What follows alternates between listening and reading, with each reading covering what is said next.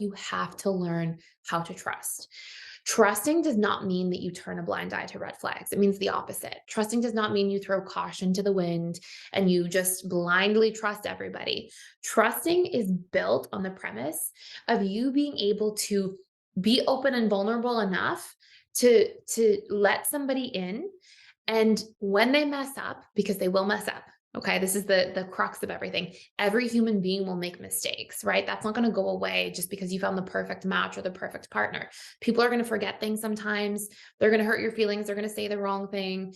They're going to, make a mistake in some form in the relationship. But when they do, you work through it. You talk about it. The person apologizes to you. They take accountability. They're able to actually say, hey, here's what we did wrong. So there's some really important, those five major ingredients that we're going to talk about here.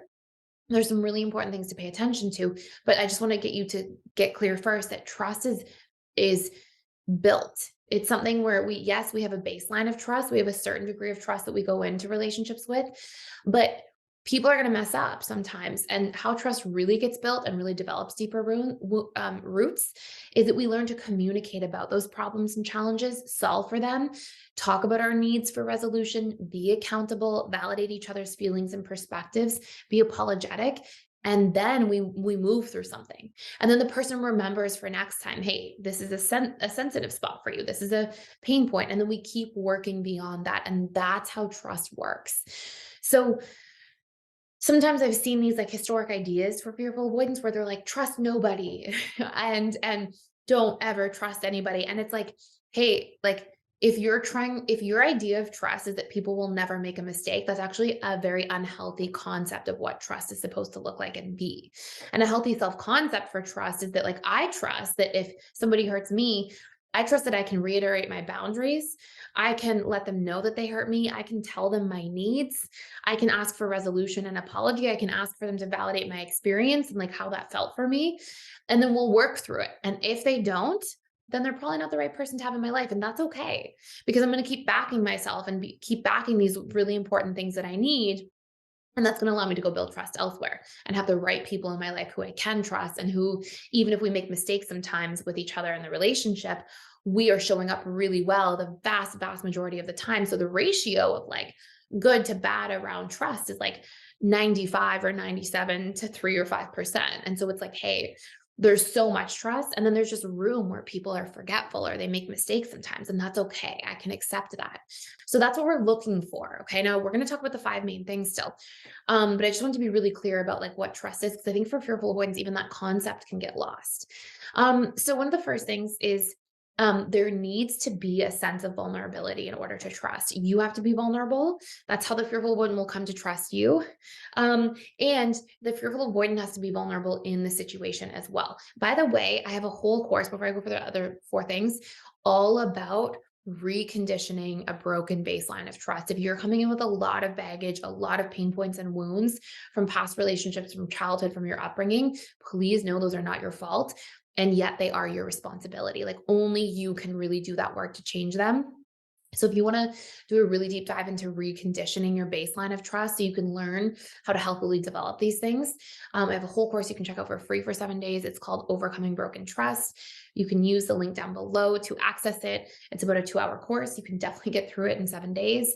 And it will give you everything you need to know about like literally how trust works, how it looks, how to work through broken trust, even scripts for communicating if there is an issue or there is broken trust, and how to recondition your old wounds that you might be carrying from painful past experiences so you can let trust wounds go for good. So anyways, that link is down below. So these high level concepts though, the first one is there needs to be a certain degree of vulnerability between both parties to even establish any kind of trust at all. The second thing is when there's a mistake made, if you're the loved one of a fearful avoidant, you have to own it. And when you own it, it's like accountability is the ingredient, right? But along with accountability, there has to be transparency and context for why it happened. A fearful avoidant is not good at just being like, oh, it's fine, things happen. Fearful avoidants need to, in order to move on, know why you made the mistake, what was going on from your end. They need to understand it in order to feel safe letting it go. If they don't understand, if they don't have the important information to understand like why the mistake happened, like if let's say you forgot your anniversary, okay? And sometimes fearful avoidance might go, oh my gosh, you don't care about the relationship. I don't trust you with anything, and can really shut down. But if you're like, hey, I was really going through a hard time personally, I was really struggling with something going on at work, I was in my head, I was feeling insecure, I got distracted, I really do care about you and I messed up and I'm sorry. And I see why this would be hurtful. If you're giving them transparency and context, if you're being accountable and vulnerable, and if you are validating their emotions and their experience, those are the 4 ingredients that you need for somebody to let that go, okay? So those are 4 of the 5. There's still another really important 5th one. But those are the main things that are gonna cause a fearful avoidant to be okay with working through things with you. Again, this isn't like, hey, do all the backflips and the fearful avoidant should just jump on board.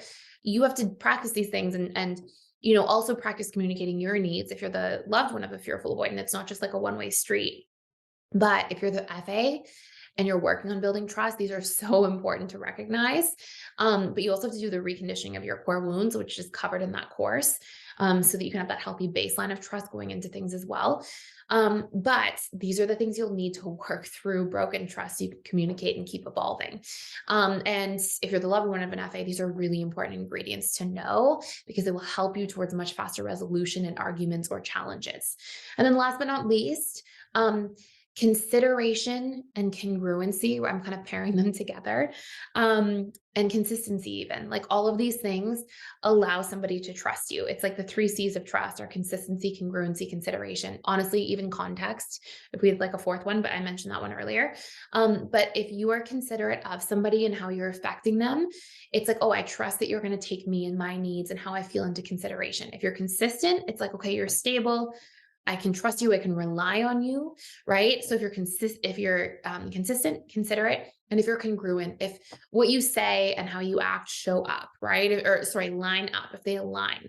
And as long as those things are there, all of those ingredients together, the 4 main ones we talked about, and those 3 kind of ones piled into one category at the end, this is how you're going to be able to build a foundation of trust, even with a fearful avoidant. Although the fearful avoidant should still be doing that trust work, these are such important ingredients for that strong foundation. So I hope this makes sense. I hope this really clarifies like what trust is, how it can be worked through. I feel like sometimes fearful avoidants have this like shattered internal trust baseline. And like just seeing that there's another way can be so valuable. So if you have more questions for me about trust, please let me know in the comments below. I would love to hear from you. It's such a powerful thing to overcome, and it just changes the way that you feel about relationships so dramatically in such a nice way. So really, really important stuff to pay attention to. That's it for today.